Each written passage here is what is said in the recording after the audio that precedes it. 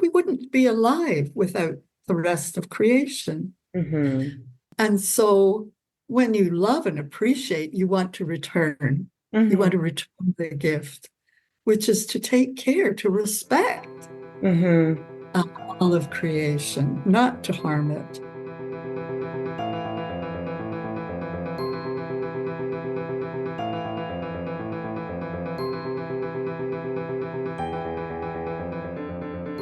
Welcome to another episode of the Environment in Canada podcast, a podcast about the environment in Canada by Sierra Club Canada. I'm Jessica Murray. The second week of April of 2024 saw a lot of NBDA focused on divestments towards RBC's annual general meeting for their shareholders. RBC, Royal Bank of Canada, is Canada's largest financial backer of fossil fuels and genocide.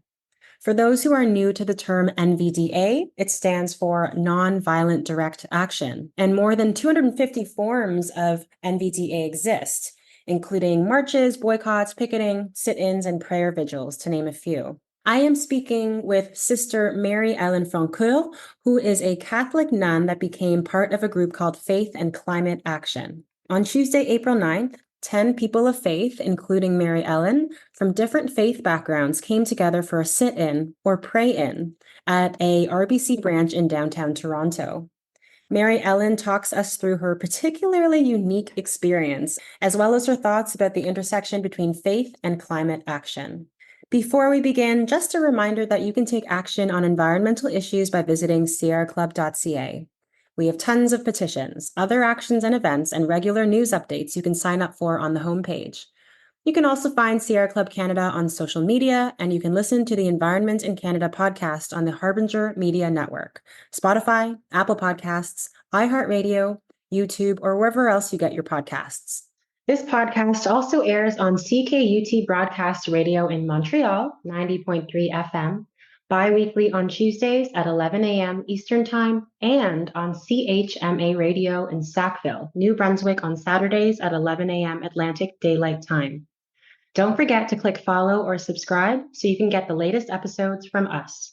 Hello and good morning, Mary-Ellen. Welcome to the Environment in Canada. How are you doing? Well, I'm doing well, and the actual memory of that event is a little bit fading, Yeah. but still very significant because it was really a new experience for me.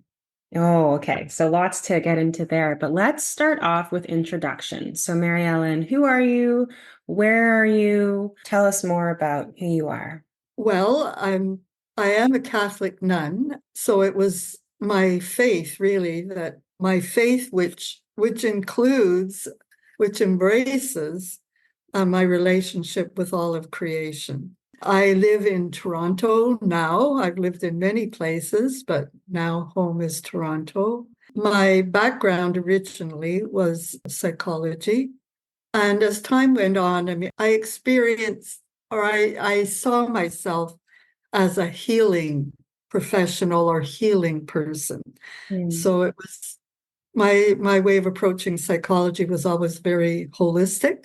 Mm. And so it was healing in a holistic sense. And at the same time, I was brought up in a very religious home, and I didn't rebel against that. I embraced it and grew in a deeper and deeper understanding, making it my own. Mm. So I kept up with the most, what would I say, progressive, probably spiritual writers who really, looked at faith and the spiritual dimension of all things. Mm. So that has been a really important piece of my life. And I think it's really interesting in looking at environmental activism, this intersection of there's science, obviously. A lot of it has been climate scientists and the gifts of science. So I don't know, by no means am I saying science bad. I'm saying science amazing. And it's come at this piece where to objectify the world means that we've had to remove ourselves from the world so that we can measure it. And in that process, we've lost, at least some of us have lost, or sometimes our mind begins to see this kind of separation where it's Mm. like, I am protecting the planet, whereas I am the earth manifested as a human being. I am a natural response of the earth's even immune system arising and awakening to repair herself. And those are two vastly different ways of looking at our work as environmental activists. Yeah, thank you for mentioning that. Absolutely. I certainly resonate with all that you're saying. And then I didn't mention, along with psychology and spirituality, I also become very involved in justice and peace and nonviolence. So that all fits together. Yeah. The justice aspect of how we relate to what hopefully we would love. Mm. With which we would have a relationship, a Mm. deep relationship, Yeah.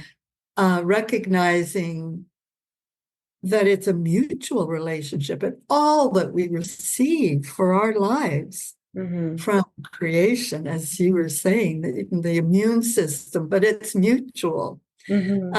And that's it. Once we realize all that we receive, we wouldn't be alive without the rest of creation. Mm-hmm. And so when you love and appreciate, you want to return. You want to return the gift, which is to take care, to respect Mm-hmm. all of creation, not to harm it. Absolutely. Yeah, I want to share. Then we're both nurtured in life, Mm-hmm. both the rest of creation and ourselves as part of creation. Absolutely. I Yeah. want to share one more story before we kind of switch gears a little bit and talk about what you did with the Faith and Climate group and why, and kind of just a recounting of that story. But before we go into that, just kind of to tie up the bow about this idea of love and how that changes our relationship with the earth and what we want to protect. One of my sons, I have twins, they're 4. One of my sons, this last night, we were out all day in a conservation area, and it was beautiful just to see them, like let nature teach them, let nature be a part of their development. And it was beautiful to see that. And so last night he came home and he found one of those roly-poly potato bugs. I don't know what they're actually called, but I've always called them potato bugs. He seems to call them roly-polies. But they're the ones when you lift up a rock, they're all those little bugs there. And he decided he wanted to keep it as a pet. And so, he's like gathering all these material, he's putting it into the container. We're poking holes in it so it can breathe. And so this morning, the first thing he does, he checks on it and it looks like it's dead. And so we're like, oh, I'm so sorry. Do we want to give it a funeral? And so he goes outside, sits on the steps, and just kind of holds, the whole container for a little bit. And suddenly he just collapsed into grief. And it was so beautiful and touching, just he had this relationship just overnight with this small, perhaps in our eyes, this like very replaceable creature, because there's so many of them and we don't tend to anthropomorphize tiny little roly-poly bugs. It was so beautiful to see him just grieve for the loss of this little bug. And he was really, truly like, I loved this bug and I tried so hard to protect it. And there was just this, yeah, I mean, it ends on a positive note. The bug was actually fine. I think it was sleeping. So he went back out. He's like, it's alive. What a gamut of feelings he went through, eh? From yesterday to this morning. I know what a journey he's been on. I will remember that story. That is very precious. Yeah, it was really touching. There was like 5 minutes of me just rocking him back and forth. Like, it's okay. We tried and we love this little bug and, and the joy of like, he's alive. It was so funny. Yeah. Anyways, I had to share that. It's so recent. Yeah, I'm glad you did. I want to shift gears to the RBC AGM and what you and the Faith and Climate group have been up to. Who is that group? Why did you join them? Yes, well, first of all, it took a while to even kind of allow a name to emerge. But the original invitation, was to people who, out of their faith, wish to do something for the benefit of climate for the earth.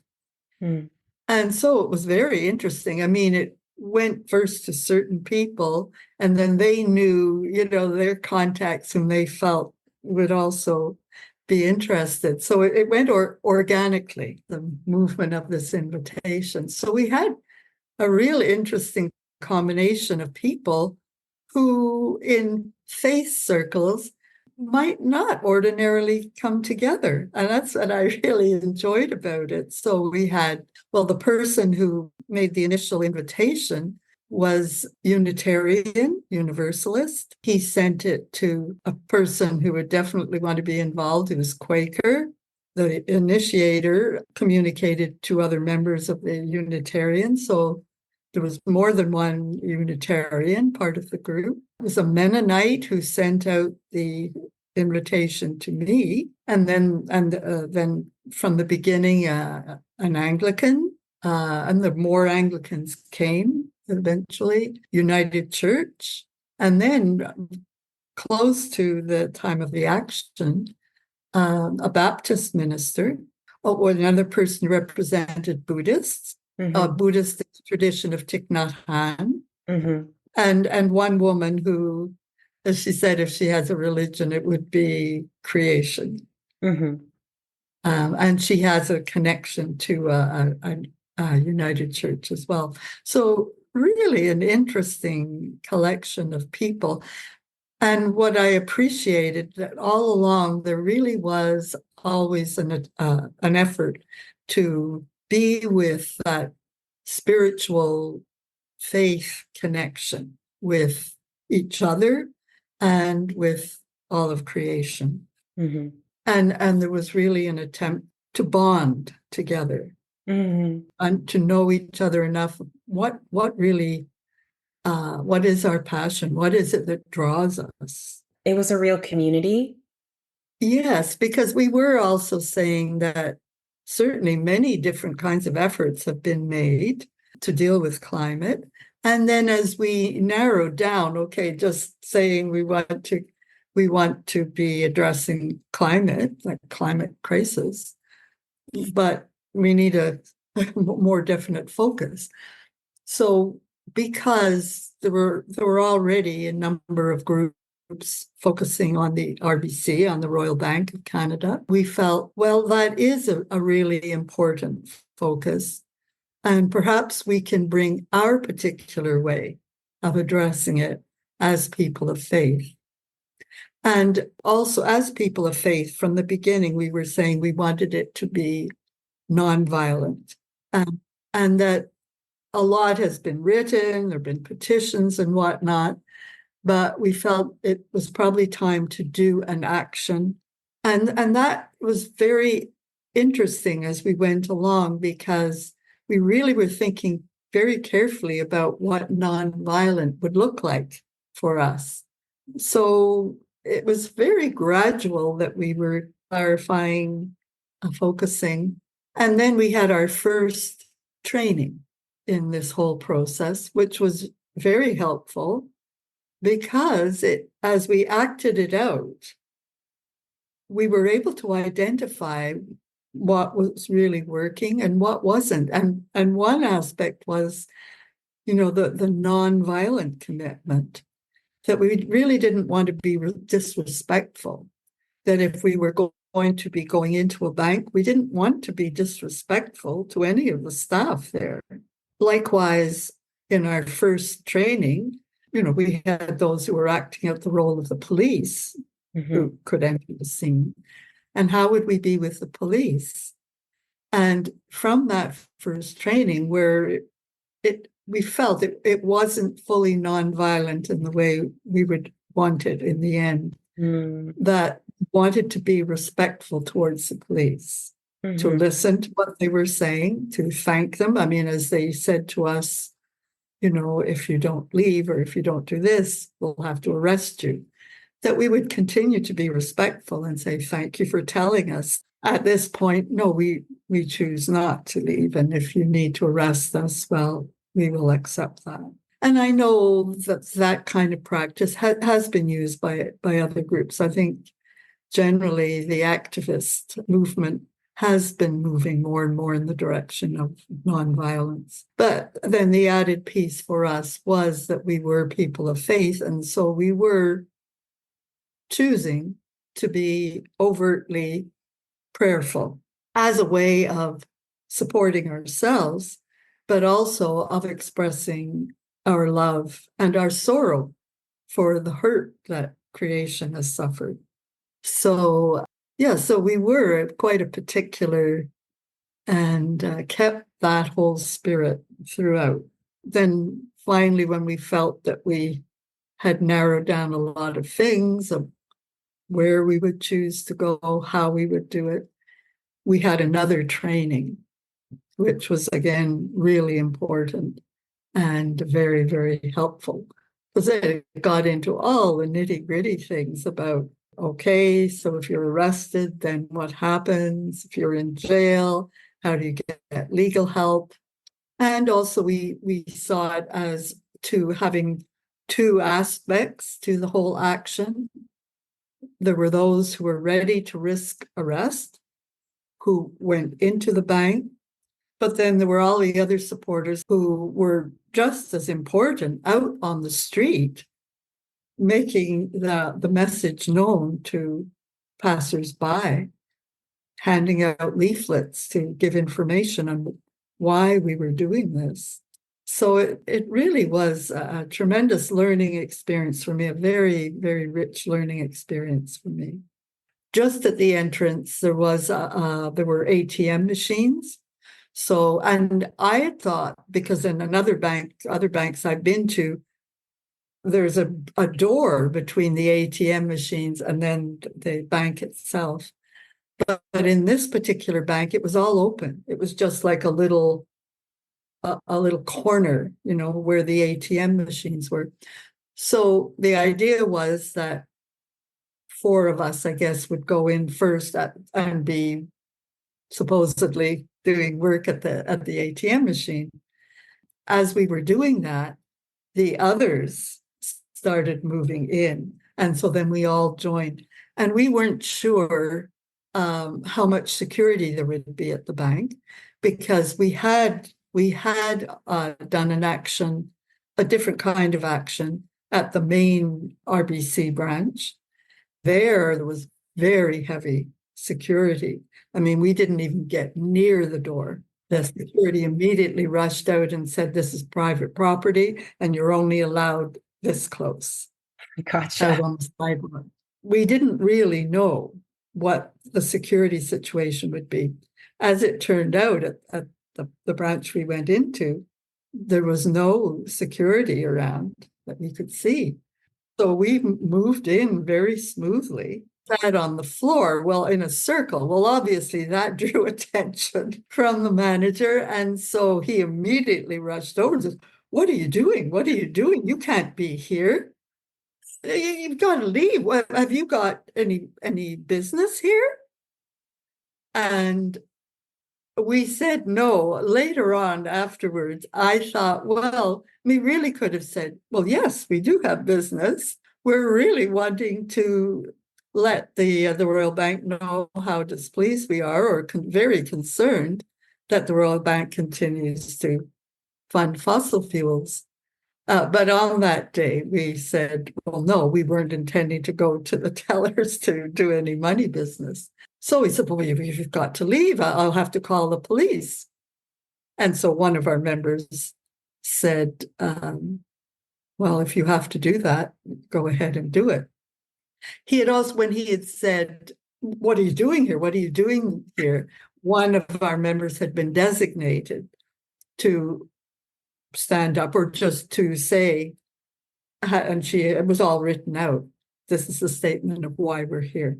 And we had also brought, because this had been there'd been a sequential progress to this, where we first had written a letter to the executive of the Royal Bank, expressing our concerns and our demands of the Royal Bank to discontinue any future contracts with any fossil fuel companies, and also to immediately set a deadline date towards which they would progressively phase out all of their present contracts, as well as also not have contracts with any fossil fuel companies who were using Indigenous land without prior and informed consent.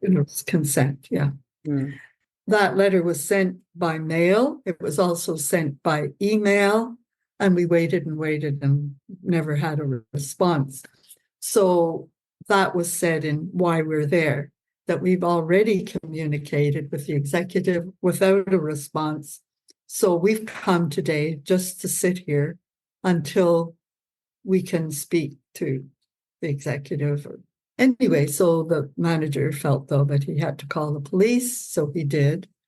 And there was a little time, and I was personally surprised at how many police arrived. I didn't actually count, but there was a goodly number of police. And when we finally did get outside, I saw the lineup of police cars. So anybody going by would have really stopped to look, what the heck is going on here with all these police cars? They entered very quietly and just stood around us initially to kind of get a sense of what was going on and what they might expect of us if they advanced. And two police officers were kind of to the left over my shoulder, and I heard one say, one of the member who had, but they hadn't seen that. She was the one who read the statement of why we were there, but she was also our leader of song. And when the police arrived, she was leading us in song. I guess they assessed that maybe she was a leader. So the one police says to the other, get her first.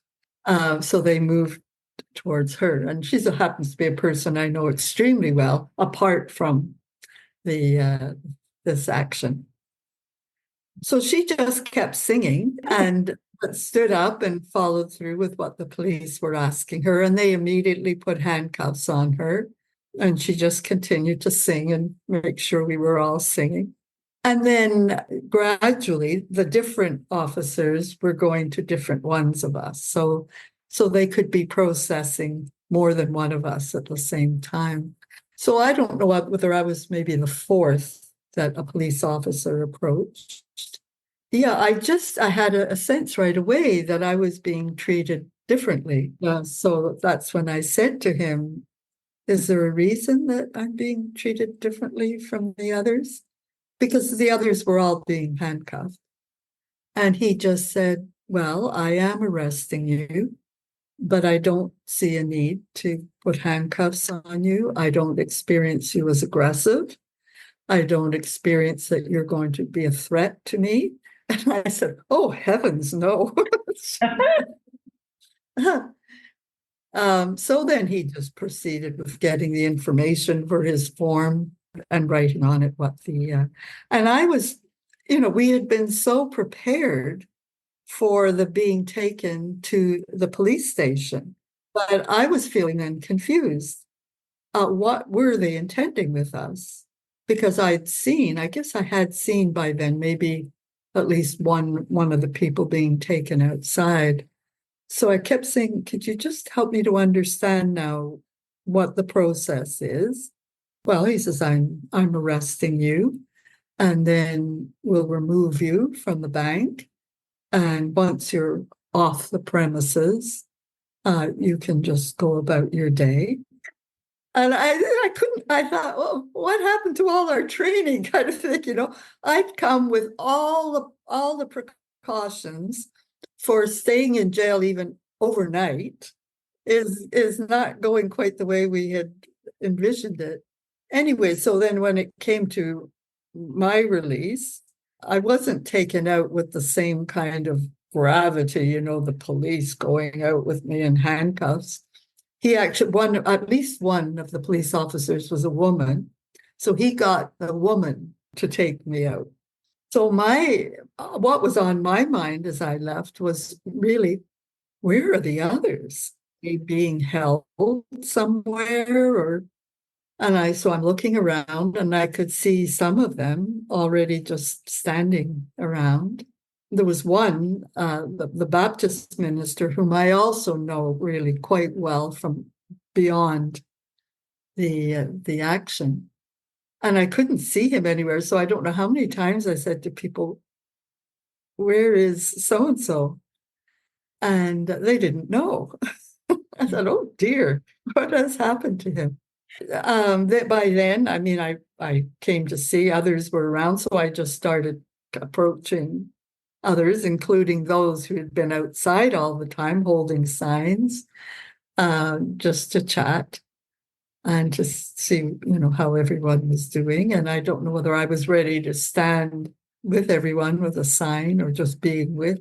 Yeah, I don't know whether I could say more than that, but except that I think as we first sat on the floor and sat there together, there really was, because of our having formed community, there was really a feeling of oneness and a strength. And again, it was from those who have participated in this kind of an action before, how important it is to feel as a bonded community. Gives you the strength for whatever is going to unfold. And it certainly made a difference to feel that we were all in this together. Did you feel scared at all?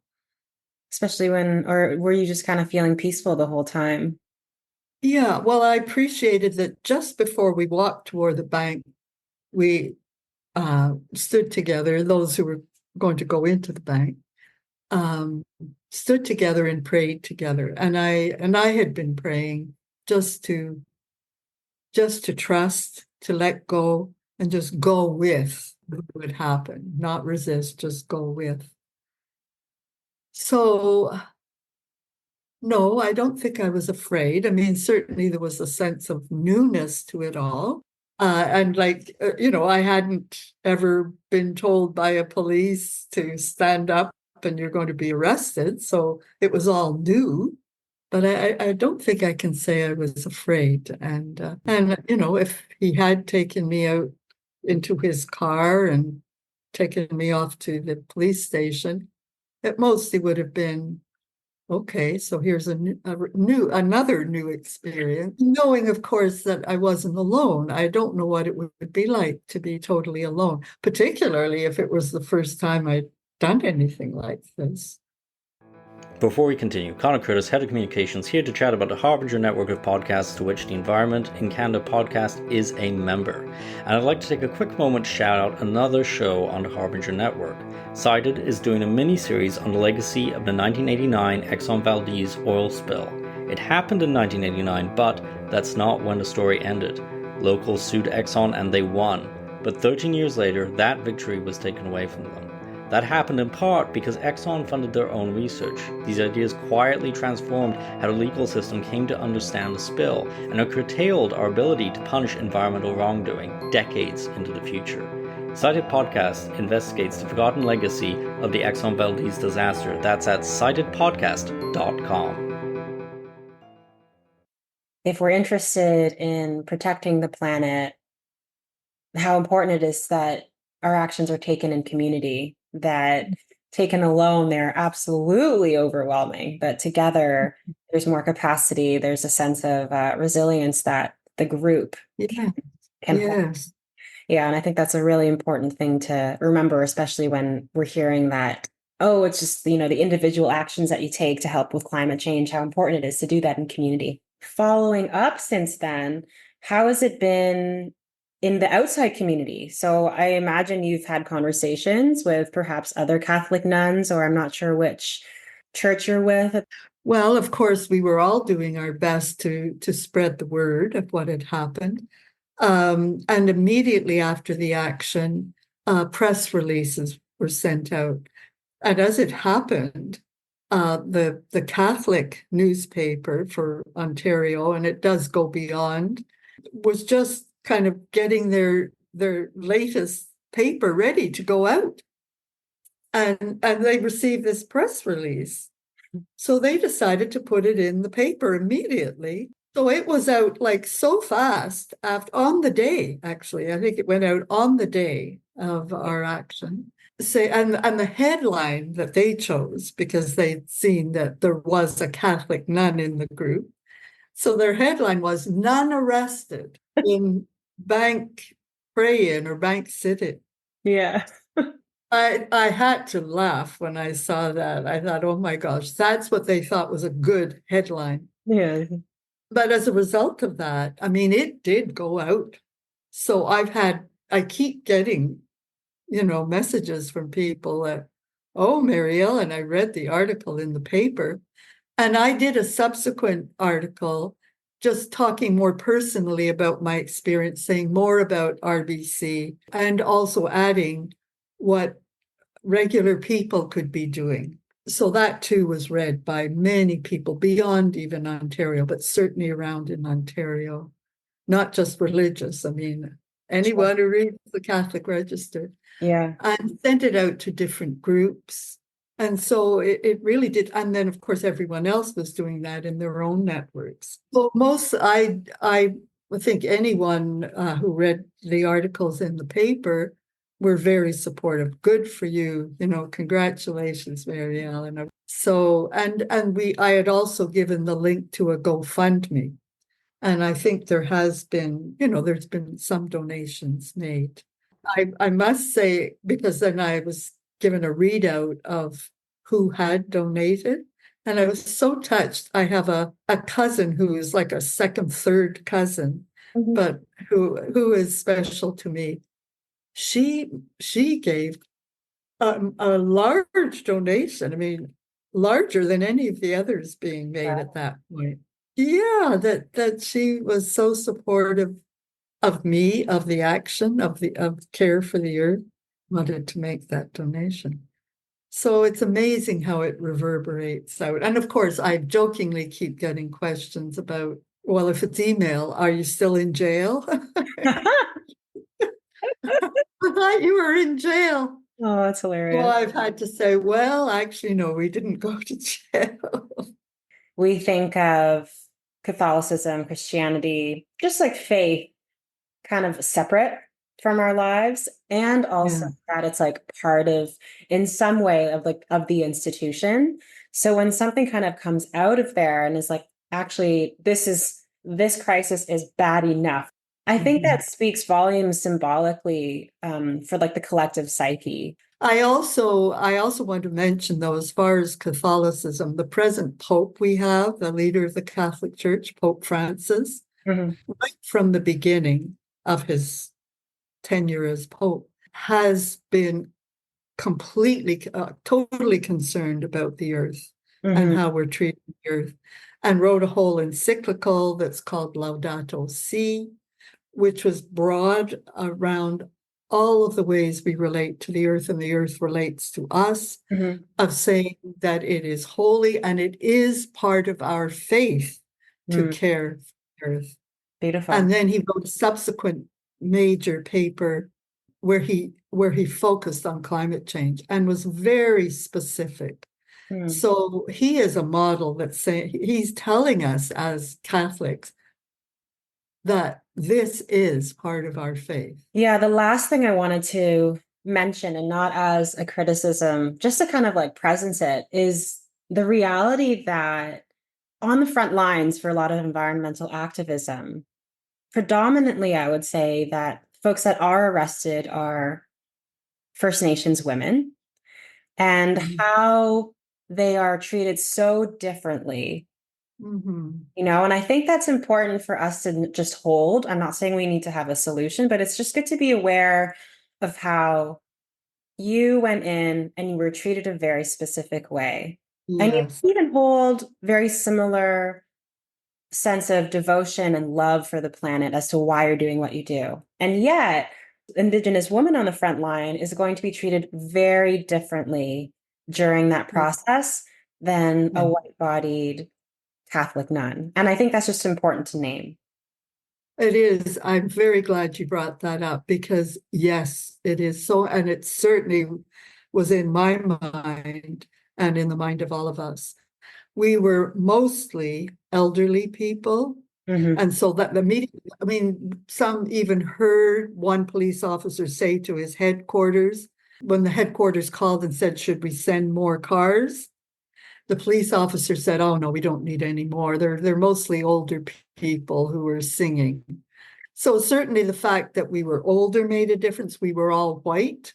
And I would say any person of color might have been treated differently, and certainly Indigenous. So, yeah, that's something to be concerned about for sure. Certainly the police were very fair and gentle with us, but it could have been a completely different story. And that's not right. No, it's not. This has been wonderful. It is unfortunately time, but I always love to leave a space for saying, like, what message you would like to leave listeners with. Well, that it is absolutely critical to be doing all we can for the earth and certainly for climate change. And, there are so many angles. At this point, we chose to zero in on the financial support that keeps the fossil fuel industry going. I think that is an important. And so, one of the things we're saying to people about letting your bank managers know that you're very, very concerned, asking them if they invest, and even consider taking your money out of the Royal Bank, letting them know why you're doing that. And that's going to be a further step now of the faith in climate action is to, giving people information, even alternative banking institutions to those that invest in fossil fuels. Well, thank you so much for taking the time to chat with me today. And I hope everyone enjoyed this conversation. Hi everybody, Connor Curtis, Head of Communications with Sierra Club Canada, jumping into the Q&A for today's episode. And before I get into the Q&A, I just want to say that the responses I'm giving here are just on behalf of ourselves. They're not on behalf of the guests that we have on the podcast. A couple of people have commented or written and suggested that immigration is a contributing factor to climate change. And I want to take a second here to address both the questions and the comments in one go. Let me premise this by saying that I think in climate activism, one of our biggest issues has been building community. Because there is a temptation, when we're facing off against a crisis caused by large corporations, to instead have the tendency to want to fight each other, or to punch down on people who are just trying to make a life for themselves, whether that's oil and gas industry workers, or immigrants, or name group that's just trying to provide for their families.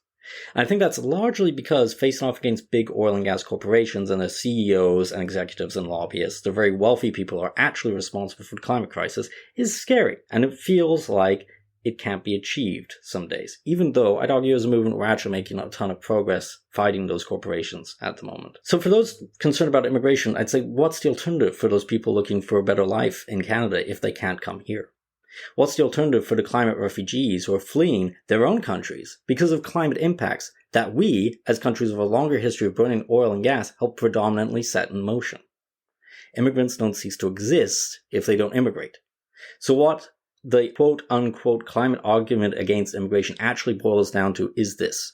Let's trap other people who are the least responsible for climate change in with the worst climate and social impacts in the world that are the direct result, those impacts are the direct result of systemic inequalities we could and should do something to address directly.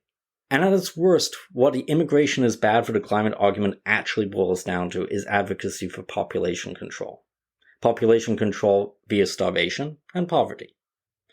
It's something similar to what the English did against the Irish during the potato famine, quote unquote. Starving or letting other people starve willingly, the end goal being to create space for people who already have the lion's share of the wealth. Indeed, that act of persecution against the Irish was where the founders of population control theories first saw their concepts put to use, and it was driven not by true science, but by a hatred of the Irish people. And population control is not only a horrific notion, it's a faulty concept. While humans are a part of nature, we discussed this today, we function pretty uniquely within it. We can choose to consciously allocate resources globally and locally to help each other and reduce poverty. Enough resources exist for all of us to live in dignity. The problem is allocation. And once you start to allocate resources better, guess what? In general, we tend to make better individual choices that are greater in tune with our environment. Because we can. because most of us honestly want to. We get to make conscious choices, unlike a deer. But again, doing that allocation means punching up at the corporations with resources, not down at each other. That's scary stuff to do, because that entails a lot of actual risk. In short, we're not deer grazing in a field, because unlike deer, we can make conscious group decisions. It matters not where we come from, or even what we rely upon for resources, but what we advocate for. Here's a personal story to illustrate. I'm the grandson of Irish immigrants on one side, and the son of an English immigrant on the other. My grandparents came to Canada and had a big, big family. They saw the life here, and every one of their kids and grandkids is concerned about climate change. Several I know, for a fact, actively work and deal with environmental issues. I'd say the net benefit for the climate of my grandparents and their many children and grandchildren has greatly outweighed any cost to the climate of their existence. If you're concerned about climate change, then your energy is best directed at corporations and their leaders who are responsible for it, who have the resources, in fact, to help us address it. If you're concerned about green spaces, then your efforts are probably best directed towards issues of municipal policies, things like how we go about construction and zoning, measures to open up apartments to actual tenants at affordable rates. If you're concerned about the environment, then your efforts are best directed to teaching the next generation, no matter where they come from, how they can respect and care for the environment immediately around us and globally. I live in an immigrant neighborhood now. I look around me and I don't see people with high carbon footprints. They live in small apartments for the most part. And you know what else I don't see in this neighborhood? People flying banners saying some version of climate change isn't real. I just see a bunch of people from various places being people. And there's enough for all of us on this planet to be people. And if you hear someone say, well, if you're worried about climate change, then you should worry about immigration, I'd have some serious questions for that person about what they're talking about. Do they mean Irish immigrants? Italian immigrants? A lot of the groups that initially immigrated to North America and were in their time persecuted for doing so. Always for some claimed reason, and always because someone made the argument, well, there just isn't enough space. How many of your ancestors, if you're listening to this podcast, would have fallen under the policy of halting immigration if it was applied to all immigrants? Despite my big Irish family of immigrants, weirdly enough, no one has ever said to me, I think your family coming here was bad for the climate. I wonder why. Is it because being Irish is considered okay now? Because at one point, the exact same notions of population control, the exact same notions that are the premise against immigration, the notion that people in Ireland, if allowed to eat, would destroy the environment, these exact same theories were used to try and eliminate my ancestors. Some things for listeners to consider, because there is still time to fight the real injustices of this world. Don't punch down. Taking the low road helps absolutely nobody. Before we end today, just a reminder that you can take action on environmental issues by visiting sierraclub.ca, where tons of petitions, other actions and events, and regular news updates you can sign up for on the homepage. You can also find Sierra Club Canada on social media, and you can listen to the Environment in Canada podcast on the Harbinger Media Network, Spotify, Apple Podcasts, iHeartRadio, and YouTube, or wherever you get your podcasts. This podcast also airs on CKUT Broadcast Radio in Montreal, 90.3 FM bi-weekly on Tuesdays at 11 a.m. Eastern Time, and on CHMA Radio in Sackville, New Brunswick on Saturdays at 11 a.m. Atlantic Daylight Time. Don't forget to click follow or subscribe so you get the latest episodes from us.